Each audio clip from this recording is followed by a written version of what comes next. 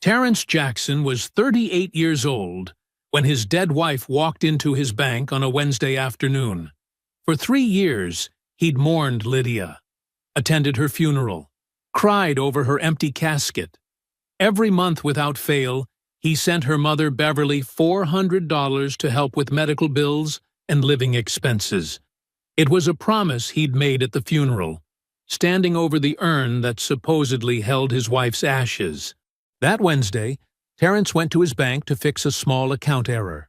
While waiting in line, he saw a woman at the teller window 50 feet away. Same walk, same laugh, same face. Lydia was alive, dressed in expensive clothes he'd never seen, withdrawing cash with casual confidence. When their eyes met, she didn't smile. She didn't explain. She ran. And in that moment, watching his dead wife speed away in a white BMW he'd never seen before, Terrence realized everything about the last 3 years had been a lie. What he discovered next would destroy everyone who'd betrayed him. But standing in that parking lot, he had no idea how deep the conspiracy went. Before we jump into the story, comment where in the world you are watching from and subscribe, because tomorrow's story is one you need to hear. Terrence Jackson sat in his dimly lit home office, staring at his computer screen. The banking website displayed his account balance, a familiar Tuesday evening ritual. His cursor hovered over the Transfer Funds button as he prepared to send the monthly $400 to Beverly's account, just as he had done for the past 38 months since Lydia's death. The office still held traces of Lydia everywhere. Her framed degree hung on the wall. Her collection of small ceramic birds lined the bookshelf, and her favorite throw blanket draped over the spare chair. Terrence reached up to touch his wedding ring, a habit he'd developed whenever thoughts of her surfaced. From down the hall, he could hear Darius watching TV in the living room. His nephew's presence over the past few months had brought life back into the house, filling the empty spaces with the sounds of another person living, breathing, existing. The smell of the chicken stir-fry Darius had made for dinner still lingered in the air. Terrence entered the payment details mechanically, muscle memory taking over. Beverly's account information was saved in his favorites, making it a simple 2-click process. As he confirmed the transfer, his mind wandered to their last phone conversation 3 days ago. "The weather's been awful here in Colombia," Beverly had said, her voice carrying that familiar fragile quality.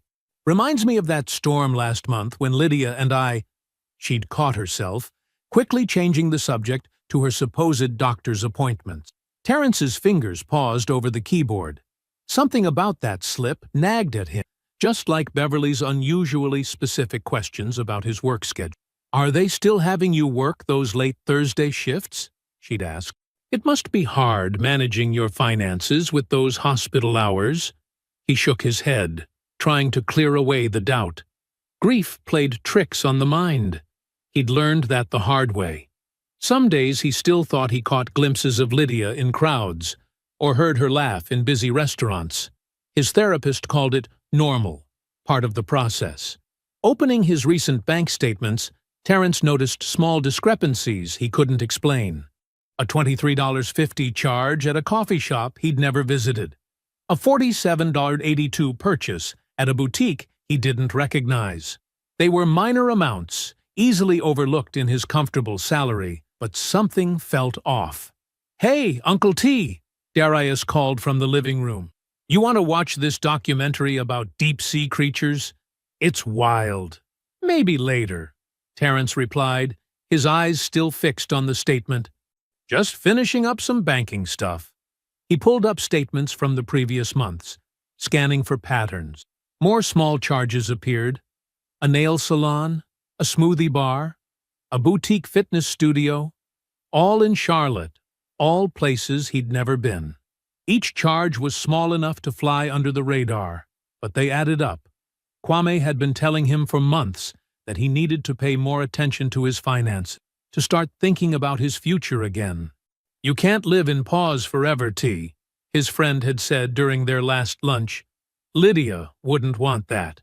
Terrence reached for his phone, considering calling Kwame about the charges, then stopped himself. It was probably nothing, just some banking error or maybe even someone using a similar card number by mistake. These things happened. Still, he made a note in his phone to visit the bank during his lunch break tomorrow. He could have called customer service, but something made him want to handle this in person. Maybe it was time he started taking more active control of his life again, even in small ways. "I'm heading to bed." Darius appeared in the doorway, yawning. "You good?" Terrence nodded, managing a smile. "Yeah, just need to wrap this up. I'll be stopping by the bank tomorrow during lunch to sort out some charges. Want me to come with?" "I'm off tomorrow." "No need," Terrence said, shutting down his computer. "It shouldn't take long. I'll be back by 1. As Darius headed to his room, Terrence stood and stretched, his joints cracking from sitting too long. Tomorrow he'd get answers about these charges, clear up the discrepancy, and everything would make sense again. It was probably nothing, just like those times he thought he saw Lydia in crowds, or Beverly's odd slips during their phone calls, or the way his wedding ring sometimes felt heavier than it used to. Just another Tuesday night? Another $400 transfer? Another step through the motions of his carefully maintained routine. He switched off his office light, leaving Lydia's ceramic birds to watch over the darkness until morning. The bank's air conditioning hit Terrence as he walked through the glass doors at exactly noon. The lobby was busy with the usual lunch rush, a mix of business people and retirees filling the rows of leather chairs. He pulled a number from the red dispenser, 84. The digital display above the teller windows showed 77. Terrence found an empty seat near a potted plant and pulled out his phone, opening his notes app where he'd documented the suspicious charges. $23.50 at the Daily Grind Coffee Bar, $47.82 at Boutique Bliss, $32 at Pure Bar Fitness. He'd mapped them all, a triangle of locations within 5 miles of his house, places he'd driven past but never entered. A child's laughter echoed through the lobby, making him glance up briefly before returning to his phone. He added another note about the timing of the charges, all during business hours, all on weekdays. Maybe someone had skimmed his card data. It happened more often than people realized, especially at gas stations. The digital display changed to 78. Terrence shifted in his chair, his dress shoes squeaking against the polished floor. The bank's familiar sounds washed over him, printers humming, phones ringing, the soft murmur of transactions and small talk. Then he heard it. A laugh, rich and warm, with that slight catch at the end, like music stopping one note too soon. His head snapped up. 50 feet away, at the furthest teller window, stood a woman in expensive gray athletic wear, her hair styled in a way he'd never seen it, but would know anywhere. She leaned casually against the counter, one hand resting on her hip. That same stance he'd watched 1,000 mornings as she'd made coffee, or gotten ready for work. Terrence's phone slipped from his fingers, clattering to the floor. The sound felt distant, underwater.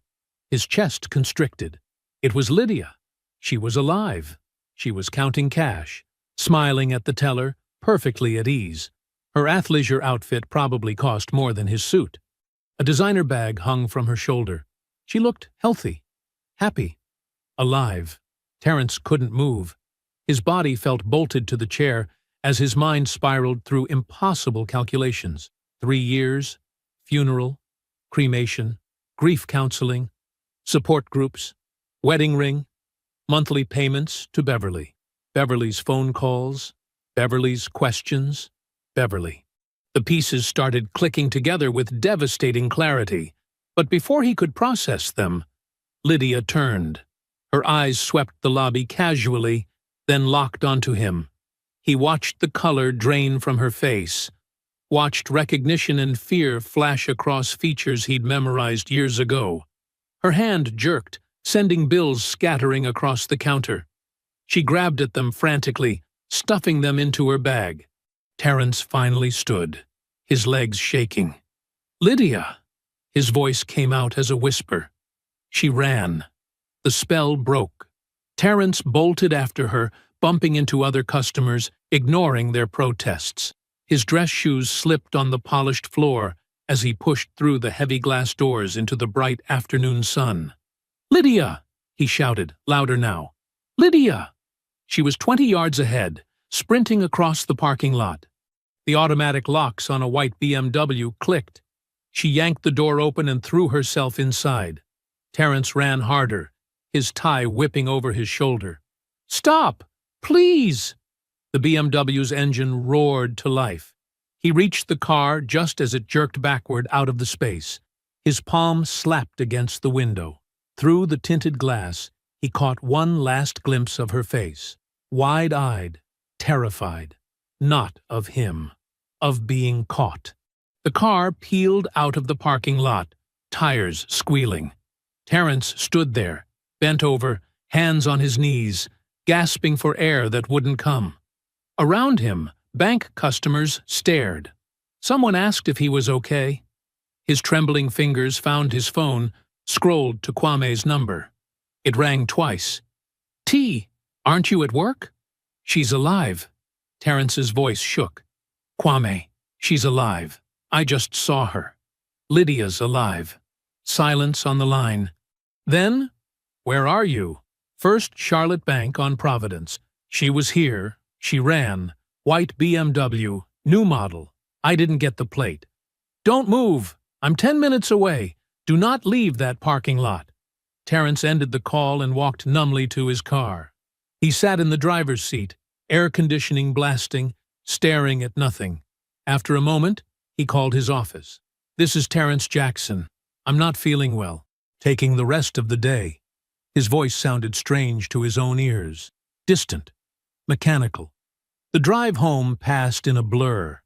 He had no memory of traffic lights or turns, just found himself parking in his driveway.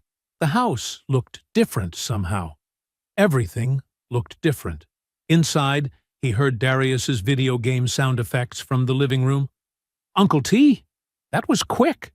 "Did you sort out the bank stuff?"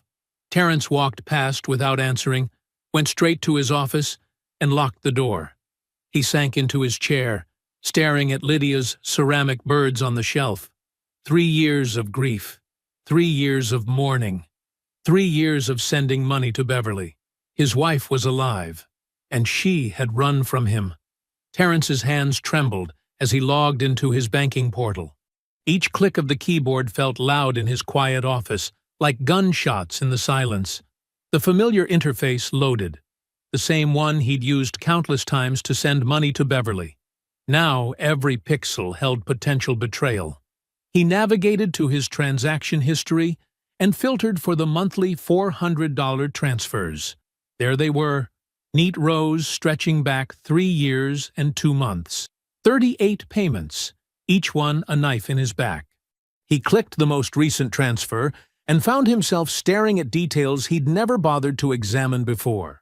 The receiving account had Beverly's name, but something caught his eye. A note about multiple users. He dug deeper, following the digital trail. His IT background kicked in, pushing through the emotional fog. 2 authorized users on the account. 2. "No," he whispered, scrolling through the transaction details. The withdrawals painted a map he knew too well. The daily grind on Providence Road. Pure Bar in Myers Park. Boutique Bliss at Phillips Place. All within minutes of his house. None anywhere near Columbia, where Beverly supposedly lived. His phone buzzed. Kwame was here. Terence walked to the front door in a daze, past Darius, who had paused his game and was watching him with concern. Kwame stood on the porch, already in investigator mode. His usual easy smile was replaced by focused intensity. "Talk to me," he said, following Terence to the office. Terence pulled up the banking records again. "Look at this, the account I've been sending money to. Beverly's account. It's being accessed all over Charlotte." His voice cracked. "High-end places, salons, boutiques, restaurants I drive past every day." Kwame leaned over his shoulder, studying the screen. "You're sure it was her at the bank?" I'd know her anywhere. Terence rubbed his wedding ring unconsciously. She saw me and ran, like a ghost turning solid and running away. The BMW, Kwame said, pulling out his phone. I've got a contact at DMV who owes me. Let me run the plate search. He stepped into the hallway to make the call. Terence kept digging through transactions. A pattern emerged in the withdrawals. They happened within days of his deposits, like clockwork. Someone was waiting for his money. Someone in Charlotte. Someone who was supposed to be dead. I can't tell Beverly I know, he said, when Kwame returned. Not yet. She'll warn Lydia. Agreed. Kwame sat down heavily. We need to understand what we're dealing with first. How deep this goes. His phone rang 20 minutes later. The call lasted less than a minute, but Kwame's expression said everything.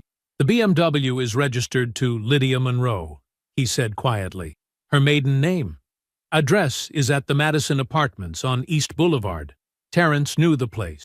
Luxury units with private garages, gated access, a rooftop pool. He drove past it weekly. 15 minutes from his house. 3 years of grief, and she'd been 15 minutes away. That night, they parked Kwame's unmarked car across from the Madison. Terence's hands wouldn't stop shaking. Every blonde woman made his heart stop until he realized it wasn't her. They watched until midnight. Nothing. The next evening, they returned. At 7:45 p.m., a white BMW pulled into the garage. At 8:30, Lydia emerged from the building's front entrance carrying shopping bags from stores he recognized from the bank statements. She looked exactly as she had at the bank. Confident, well-dressed, alive. A man appeared from the parking area. Younger than Terence, maybe early 30s, athletic build in expensive casual wear. He approached Lydia with the ease of familiarity. She smiled, that same smile that used to greet Terence every morning, and kissed him. Not a quick peck, but the comfortable kiss of an established couple. Terence's stomach rolled. His hands gripped the dashboard so hard his knuckles went white. 3 years of grieving while she built a new life. 3 years of sending money that helped pay for her shopping trips and dates. Kwame's hand landed firmly on his shoulder. We document everything, he said, his voice steady and certain. Every detail, every transaction, every meeting.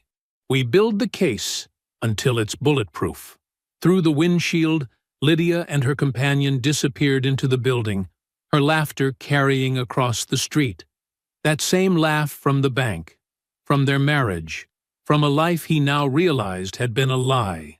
The fluorescent lights hummed overhead as Terence sat in his hospital office early Thursday morning. His hands moved across the keyboard with practiced efficiency, but his mind raced with questions. He'd called in sick yesterday after the bank, but today he needed his work computer, and more importantly, his IT system access. The cursor blinked on the public records database search page. He typed Lydia Monroe and hit enter. His breath caught as results populated the screen. There it was, clear as day. A legal name change filing from 2 years ago. Lydia Jackson formally becoming Lydia Monroe again. 2 years, he whispered, scrolling through the document. She waited barely a year after dying before erasing our marriage completely. The timestamp on the filing showed it was done on a Tuesday morning, probably while he'd been at work, still wearing his wedding ring, still keeping her clothes in their closet. His fingers tightened on the mouse. He opened another tab and typed an email to his insurance company, requesting copies of all documentation related to Lydia's death claim. Then he contacted the county records office for the death certificate. Both would take time to process, but he needed the paper trail. His phone buzzed. Kwame. Found your boy, Kwame said, without preamble. Troy Simmons, 32. Personal trainer at Elite Fitness on Providence. His Instagram is public. Man loves posting workout videos and vacation pics. Terence pulled up the profile. Troy's feed was full of carefully curated photos, gym selfies, motivational quotes, and there, scattered throughout, pictures with Lydia. Her hair lighter now, but her smile unchanged. Beach photos, concert videos, cozy restaurant dinners. How long? Terrence managed to ask. First photo together was 2 years ago at some rooftop bar downtown. They weren't hiding. Lots of comments from friends, tagged locations. She's been living completely in the open, man. Because she never thought he'd look. Why would he? She was dead. The death certificate arrived in his email while they talked. Terrence opened it, scanning the details he'd been too grief-stricken to question 3 years ago. Cause of death: cardiac arrest. Location: Miami-Dade County. Certifying physician: Dr. Raymond Okafor. "Let me call you back," he told Kwame. His first call was to the Miami-Dade medical examiner's office. The clerk was helpful, but confused. No record of any Lydia Jackson's death in their system for that time period. No record of Dr. Okafor working with their office. Next, he searched for Dr. Okafor's practice. The number was disconnected. A deeper search revealed why. The Florida Medical Board had suspended his license 18 months ago. The reason? Multiple instances of falsifying medical documentation. It was all planned, Terrence said to his empty office. They found a corrupt doctor, arranged the paperwork, set everything up beforehand.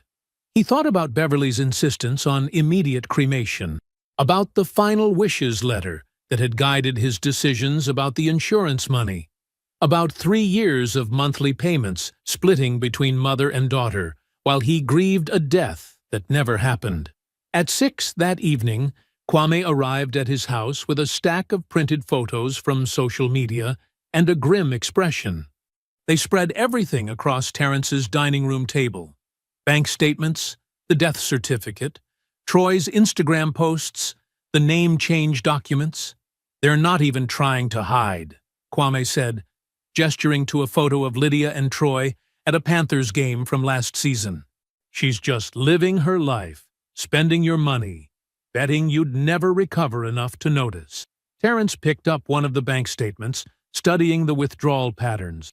"We need to keep the money flowing," he said quietly. "The monthly payments. I need to keep sending them." Kwame nodded. "Don't tip them off. We document everything from here out. I've got surveillance equipment we can use to track the withdrawals. I'll install monitoring software on my accounts," Terrence added. "Every transaction, every location. Build the evidence." He walked to his office, Kwame following. The wedding photo still sat on his desk, Lydia in white, both of them laughing, his hand holding hers with the ring he still wore. That ring suddenly felt like it was burning his finger. Slowly, deliberately, Terrence twisted the gold band off his left hand. 3 years of loyalty to a lie. 3 years of grieving someone who had been laughing at him from 15 minutes away. He opened his desk drawer, placed the ring inside, and turned the key. A cool breeze drifted through the kitchen window as Terrence sat surrounded by stacks of papers at his dining table. Bank statements, insurance documents, and printouts created a maze of evidence around his laptop. The morning sun cast long shadows across the polished wood surface, highlighting coffee rings and scribbled notes. Darius approached with 2 steaming mugs. "Made it strong, just how you like it," he said, setting one beside his uncle. The young man's eyes scanned the papers spread across the table. "Man, this is like one of those detective show evidence boards, but on a table." "Thanks," Terrence replied, taking a sip. He pulled up the life insurance documentation on his laptop. "I need to understand exactly how much they stole." The insurance payout details were stark on the screen. $175,000 paid out 3 years ago after Lydia's death. Terrence remembered receiving the check, remembered following the instructions in what he thought were Lydia's final wishes, a letter he now knew was part of the fraud. "Look at this," he said, pointing to his notes as Darius leaned over his shoulder. "I gave Beverly $50,000 for her care. Put $75,000 in a trust for future children we never had time to have. With Beverly as trustee, of course. Kept $50,000 for myself." Darius whistled low. They planned it all out, even made sure to get control of most of the money. Terrence nodded, pulling up the trust account records. Empty, he said flatly. Beverly liquidated it within 6 months. Claimed there were administrative costs, medical emergencies. I never questioned it. I was too... He trailed off, rubbing his temples. Too devastated, Darius finished quietly. Yeah. Terrence grabbed a calculator. So that's $125,000 from the insurance scam. Plus 38 months of $400 payments, $1,500. His fingers moved across the keypad. Total theft, $140,200. He spread out the bank statements chronologically, creating a timeline of withdrawals from Beverly's account. Each month showed the same pattern. Terrence's $400 deposit, followed within days by a withdrawal in Charlotte. Lydia's were. Some months also showed smaller withdrawals in Columbia. Beverly taking her cut. Mother and daughter splitting the money, Terrence said, marking the pattern with a highlighter. Beverly probably gets 25% for playing her part. Lydia takes the rest. Darius paced behind him, fists clenched. Uncle T, we need to confront them. Right now. I'll drive to Columbia myself and... No. Terrence's voice was firm. They thought I was too weak to fight back. Too broken to ever figure it out. We proved them wrong, the right way. But, the right way, Terrence repeated, standing to stretch his stiff muscles. I have a meeting with a lawyer in an hour. Everything has to be done properly. Later that morning, Terrence sat in a plush leather chair across from Patricia Chen, a fraud specialist attorney. Her office overlooked downtown Charlotte, but Terrence barely noticed the view as he laid out his evidence. Insurance fraud, Chen said, examining the documents. Filing false death certificates. Conspiracy to commit fraud. These are federal crimes, Mr. Jackson. She looked up from the papers. And the amounts involved make it significant. What are my options? Terrence asked. You can pursue both criminal charges and civil recovery, she explained, making notes. The criminal case would be handled by federal prosecutors. Prison time is likely given the scope and premeditation. Civilly, we can sue for full restitution plus damages. She spread the documents across her desk methodically. But my advice? Gather everything before making any move. Bank records, surveillance, witness statements. Build an airtight case. Once we act, they'll try to hide assets, destroy evidence. We only get one shot at this. Terrence nodded, watching as she sorted his evidence into categories. Each piece of paper represented another thread in the web of lies that had trapped him for 3 years. But now he was the one weaving a net. One that would ensure justice. How long to prepare everything? He asked. Chen considered. Give me 2 weeks to review and organize. We'll need statements from the bank employees who can verify seeing your wife. Documentation from Miami about the false death certificate. Full financial forensics. Then we can discuss the best approach for maximum impact. Dawn painted Charlotte's skyline in shades of purple and orange as Terrence slid into the passenger seat of Kwame's dark SUV. Steam rose from 2 large coffee cups in the console between them. The vehicle was parked with a clear view of the entrance to Lydia's luxury apartment complex. You sure you're ready for this? Kwame asked, adjusting his camera's zoom lens. Terrence took a long sip of coffee. Been ready for 3 years. Just didn't know it. They settled into what would become their morning routine for the next week. Kwame's investigative experience proved invaluable.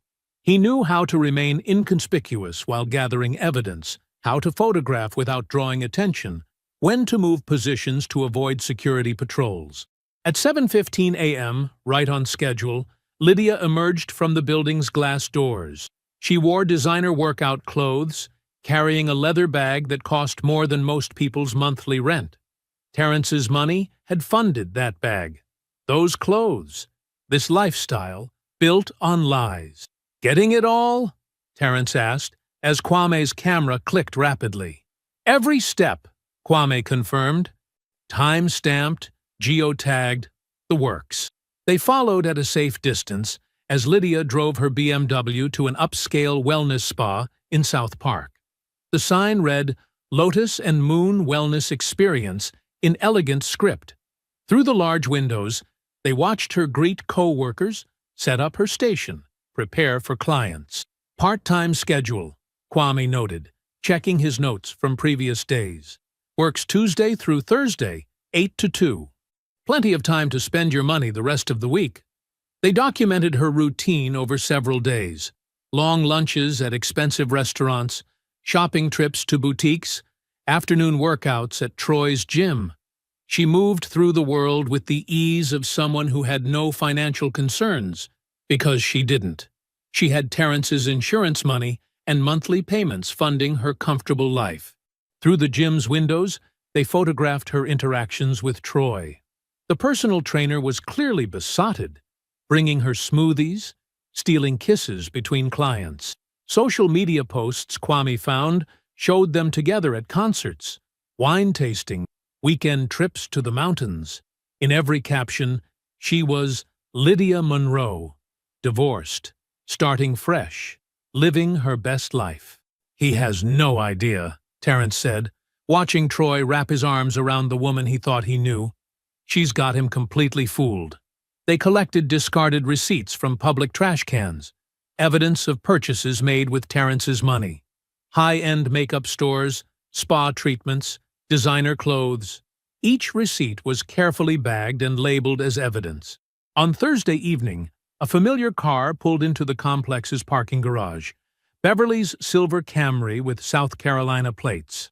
"Right on time," Kwame muttered, camera ready. Minutes later, Beverly emerged onto the sidewalk where Lydia waited.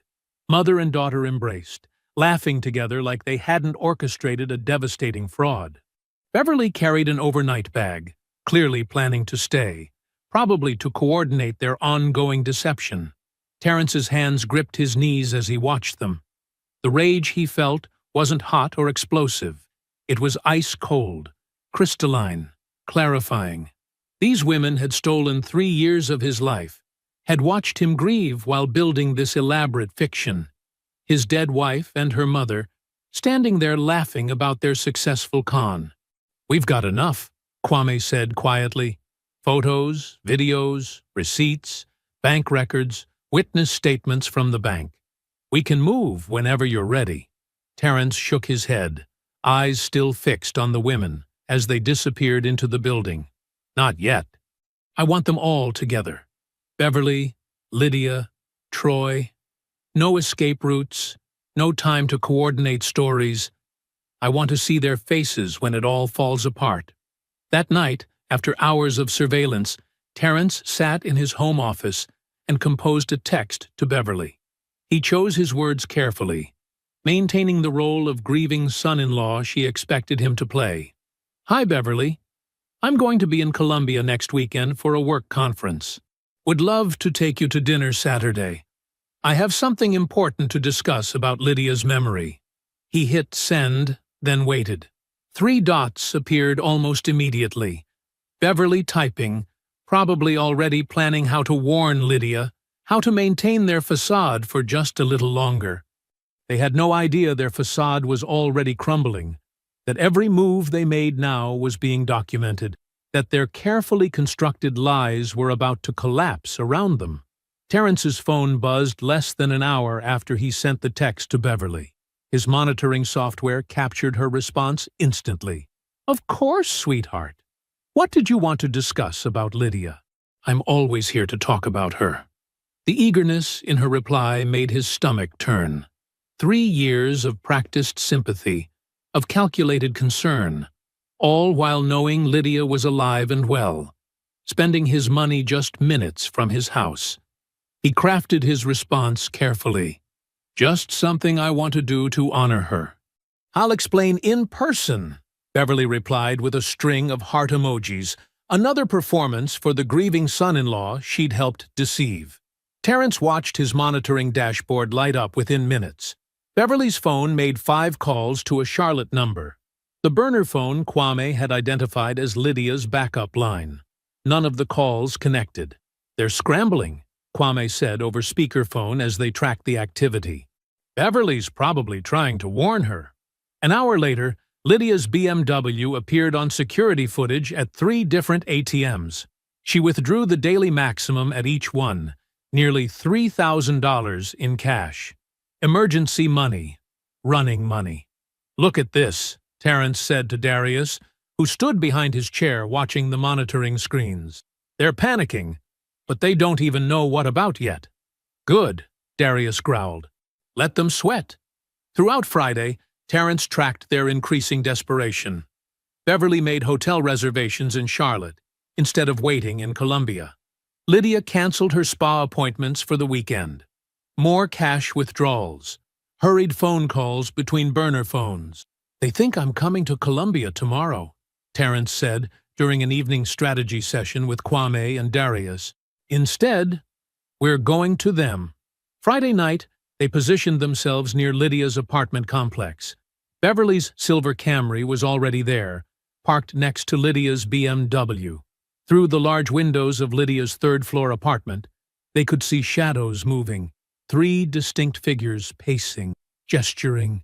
"All the players in one place," Kwame noted, checking his watch. "Just like you wanted." Terrence opened the evidence folder on his laptop one final time.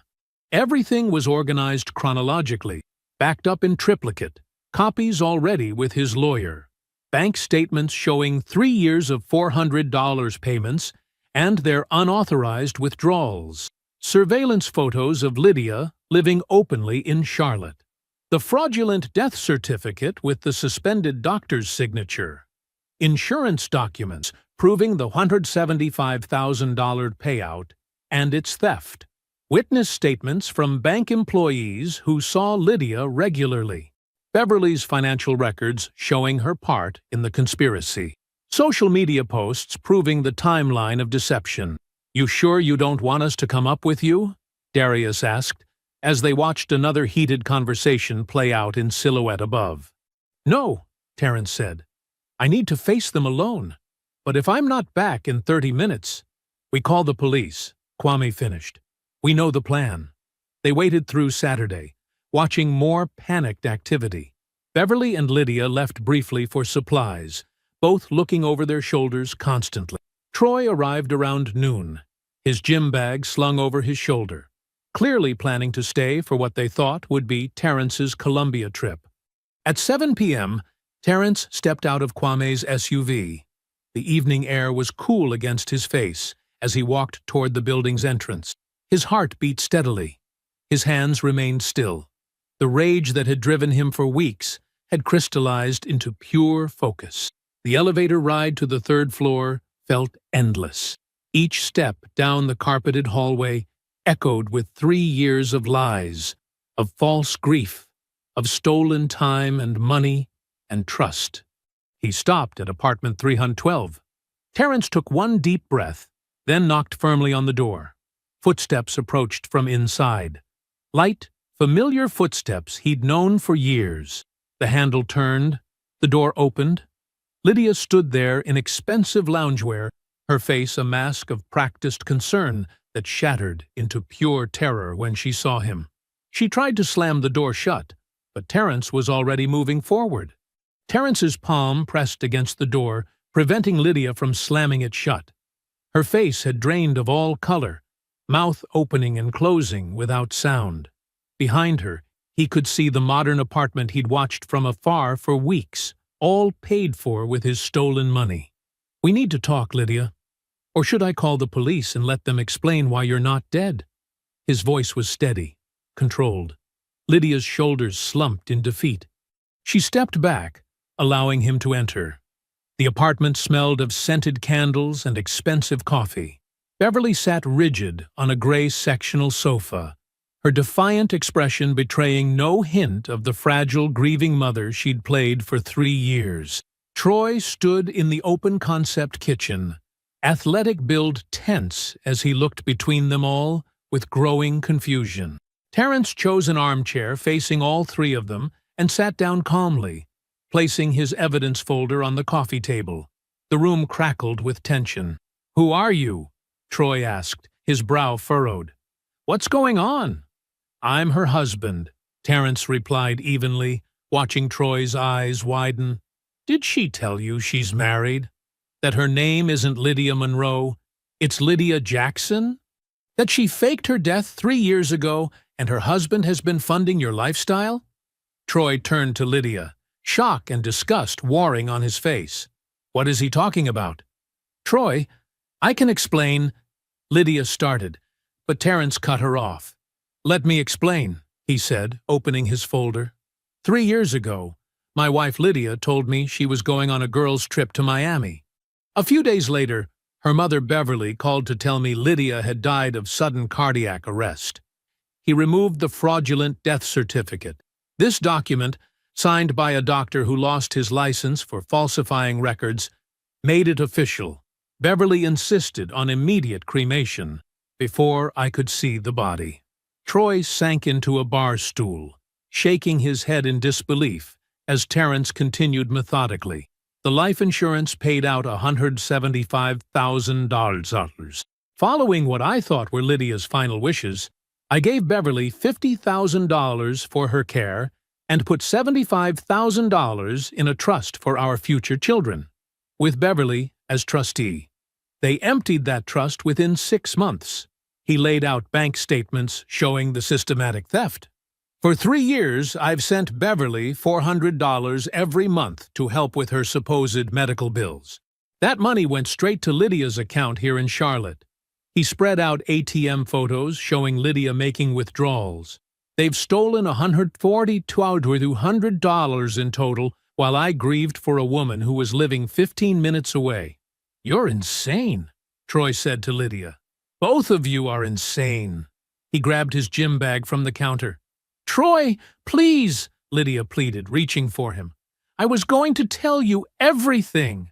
"When?" Troy demanded. "After how many more lies? After how much more stolen money?" He turned to Terrence. "I had no idea. I thought she was divorced. This is sick." He headed for the door. "I was trapped," Lydia called after him. "I needed a fresh start." But Troy was already gone, the door slamming behind him. Lydia spun toward Terrence, tears streaming down her face. "You don't understand. You were suffocating me. I couldn't breathe in that life anymore. I was going to pay you back eventually. We were going to tell you when the time was right," Beverly added, her voice carrying that familiar false sympathy that now made Terrence's skin crawl. "The time was right 3 years ago," Terrence replied coldly. "Before you let me bury an empty casket, before you stole my money, before you watched me grieve while building this fiction 15 minutes from my house." He stood, towering over them both. His voice remained steady, but carried the weight of steel. "You have 48 hours to return every dollar, $140,200, or I go to the FBI and insurance fraud division with everything. You're looking at 10 to 20 years in federal prison. This is your only chance." Sunday morning light filtered through Terrence's kitchen windows as his phone buzzed for the 10th time. Lydia's name flashed on the screen again, followed immediately by Beverly's. He set the phone face down on his lawyer's desk, focusing instead on the stack of legal documents before him. "They're getting desperate," his lawyer, Marcus Chen, observed while organizing the evidence files. "How many times have they called since yesterday?" 23 times from Lydia, 15 from Beverly. Terrence signed another affidavit. "Plus about 50 text messages I haven't read." Marcus nodded, adding the signed document to a growing pile. "And you're certain you want to proceed with full criminal charges? No settlement negotiations?" They had their chance to settle. The 48 hours isn't up until tomorrow, but we both know they don't have the money. Terrence's voice was firm. "They spent 3 years stealing from me. Let them spend a few years facing consequences." Monday afternoon brought the inevitable confrontation. Terrence was reviewing case files in his home office when Darius called from downstairs. "Uncle T, they're here, both of them." Through his office window, Terrence saw Lydia's white BMW in his driveway. Beverly's older Camry parked behind it. He heard Darius answer the door, his nephew's voice carrying clearly. "He doesn't want to see either of you." "Please," Lydia begged. "We need to talk to him. We have some of the money." "Some isn't all," Darius replied. "And you're not coming inside." Terence descended the stairs slowly, each step measured. Through the open door, he saw Lydia in expensive yoga wear, Beverly beside her in a floral dress that screamed false innocence. Both women's faces showed the strain of sleepless nights. "Move aside, Darius," Terence said quietly. "I'll handle this." He stepped onto the front porch, closing the door behind him. The summer air was thick with humidity and tension. "We have 15,000, Beverly started immediately. "It's everything I could pull together. We can work out a payment plan for the rest." The deadline was clear. Terence cut her off. "All of it, or consequences." "We spent it," Lydia admitted, her voice cracking. "The insurance money, the trust, the monthly payments. It's gone. On rent, trips, living expenses. But Terence, please, we can fix this. I made a horrible mistake."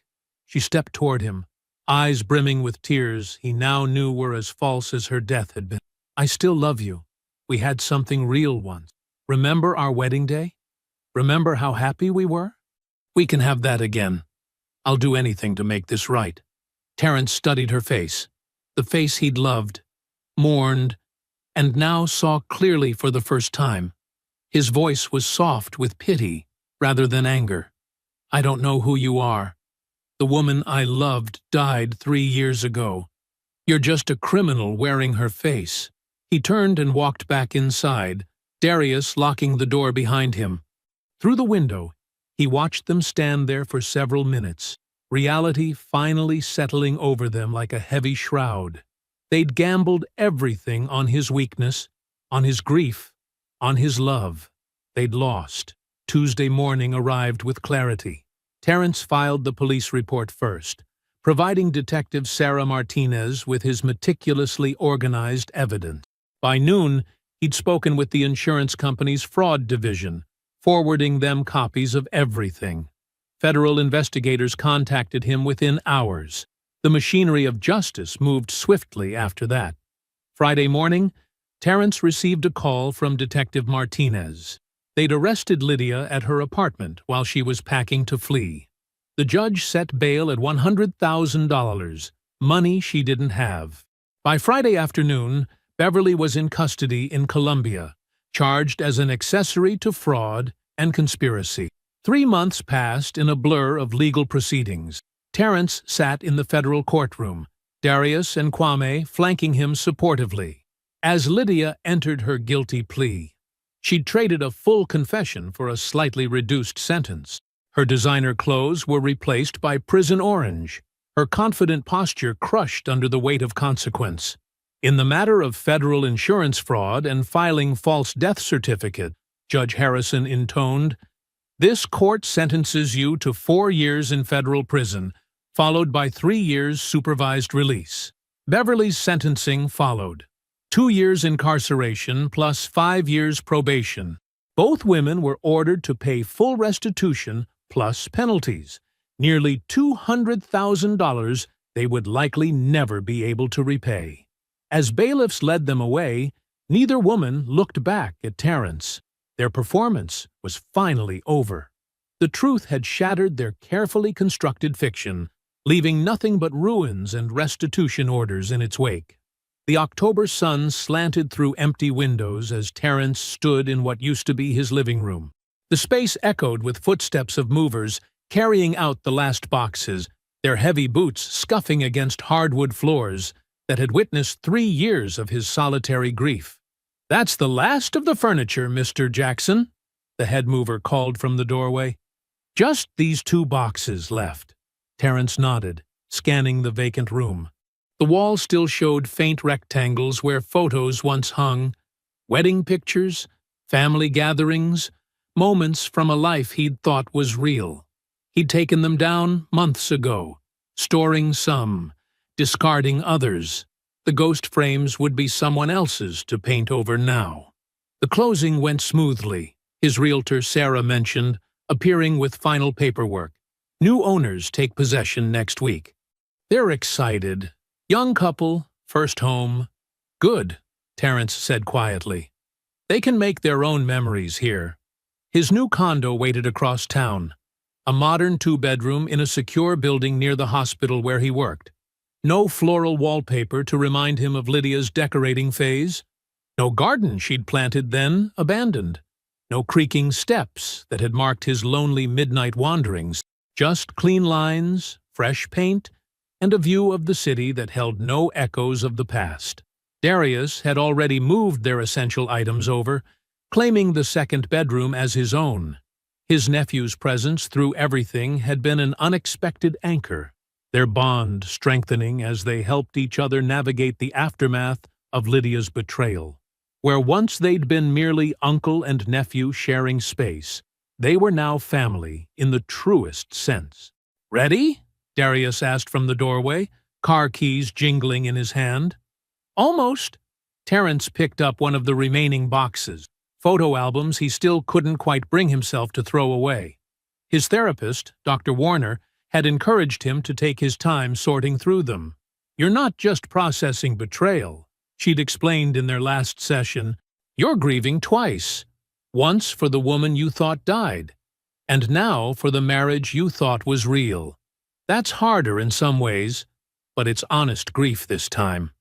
The insurance company's investigation had recovered $28,000 from Beverly's seized assets, a fraction of what was stolen, but Terrence had made peace with the financial loss. The emotional accounting mattered more, and that ledger was finally balancing toward healing. He'd started dating again, cautiously. Coffee meetings arranged through friends, nothing serious yet. But he found himself open to possibilities in a way that felt different from before. Clearer-eyed, more aware of both his worth and his boundaries. The weight of false loyalty had lifted. Friday evening found him at Kwame's house, surrounded by people who'd stood by him through everything. His friend had arranged what he called a new beginning dinner. Colleagues who'd covered his work during the worst days, family members who'd offered shoulders and spare rooms, friends who'd listened without judgment. The food was excellent, the conversation warm, but it was the simple presence of genuine relationships that struck Terrence most deeply. These people had seen him at his lowest and helped him rise, expecting nothing in return. Kwame clinked his glass for attention. "A toast," he announced, "to my brother Terrence, the strongest man I know." Terrence stood, uncomfortable with spotlight but knowing he needed to speak. "3 years ago," he began, his voice steady, "I thought my life was over. Turns out, it was just beginning. Thank you all for helping me find my way back." The next morning, a letter arrived with prison markings. Lydia's handwriting on the envelope, smaller than he remembered. Terrence didn't hesitate, didn't wonder about its contents or feel tempted by possible explanations. He dropped it straight into the shredder, unopened. Her words held no power over him anymore. That evening, he unlocked his desk drawer and removed the wedding ring he'd stored there months ago. The gold caught the light, and for a moment, he remembered not the betrayal, but the hopeful young man who'd worn it. Someone who believed in love and commitment without reservation. That man hadn't been wrong to believe, just deceived in where he placed his trust. The jeweler's shop was small, family-owned, warm with the glow of display cases. The elderly craftsman listened carefully to Terrence's request, handling the ring with understanding hands. "We can melt this down," he explained. "Forge something new. What did you have in mind?" "A signet ring," Terrence replied. "Simple design, but I want one word engraved on it. Resilient. Right hand?" the jeweler asked, measuring his finger. "Yes, new hand, new meaning. I hope you enjoyed that one. Be sure to like the video and subscribe so you don't miss the next story. I've picked out 2 more for you that I think you'll really like.